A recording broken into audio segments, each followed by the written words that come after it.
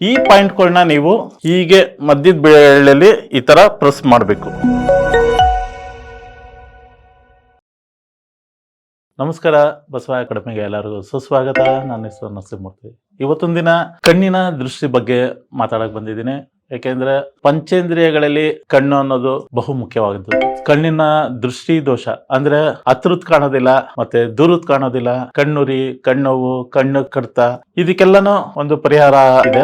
ಅದೇನು ಅಂದ್ರೆ ಕಣ್ಣಿನಲ್ಲಿ ನೋಡಿ, ಇಷ್ಟರಲ್ಲಿ 7 ಪಾಯಿಂಟ್ಗಳು ಬರುತ್ತೆ. ಆ 7 ಪಾಯಿಂಟ್ ಹೇಳ್ತೀನಿ. ಈ ಉಬ್ಬಿದೆಯಲ್ಲ, ಈ ಉಬ್ಬು ಸ್ಟಾರ್ಟ್ ಆಗೋತಾವು ಒಂದ್ ಪಾಯಿಂಟ್ ಇದೆ. ಈ ಉಬ್ಬು ಮಧ್ಯದಲ್ಲಿ ಒಂದ್ ಪಾಯಿಂಟ್ ಇದೆ. ಈ ಉಬ್ಬಿನ ತುದಿಲ್ ಒಂದ್ ಪಾಯಿಂಟ್ ಇದೆ. ಮತ್ತೆ ಈ ಕಣ್ಣಿನ ತುದಿಲ್ ಒಂದ್ ಪಾಯಿಂಟ್ ಇದೆ. ಹಾಗೆ ಕಣ್ಣಿನ ಮಧ್ಯದಲ್ಲಿ ಒಂದ್ ಪಾಯಿಂಟ್ ಇದೆ. ಇದು ಈ ಕಡೆ ಕಣ್ಣಿನ ತುದಿ ಒಂದು, ಮತ್ತೆ ಈ ಕಣ್ಣಿನ ತುದಿಯಿಂದ ಇಲ್ಲೊಂದು ಪಾಯಿಂಟ್.